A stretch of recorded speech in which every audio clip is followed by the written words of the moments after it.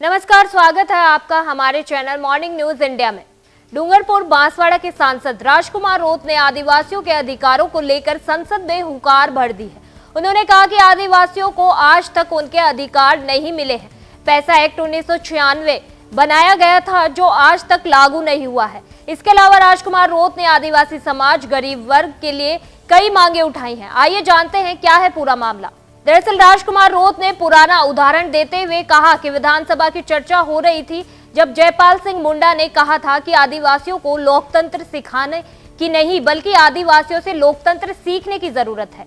राजकुमार रोत ने कहा कि संविधान के अनुसार इस देश में रहने वाला प्रत्येक नागरिक आदिवासी, एसटी, एससी, गरीब वर्ग के उत्थान के लिए प्रावधान किया गया है, लेकिन 75 साल हो गए हैं, लेकिन संविधान के अंदर आदिवासी समुदाय हित में जो प्रावधान बने हुए हैं उन्हें आज तक धरातल पर लागू नहीं किया गया है। राजकुमार रोत ने आरक्षण के निजीकरण को लेकर केंद्र सरकार पर निशाना साधा।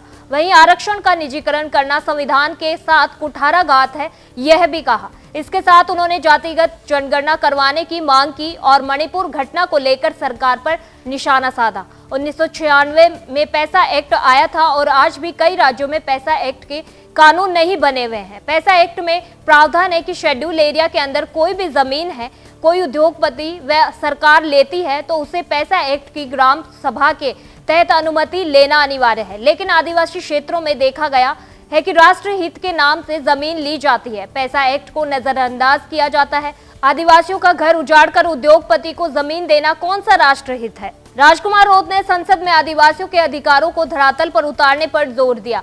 इसके साथ ही उन्होंने जातिगत जनगणना की मांग भी उठाई।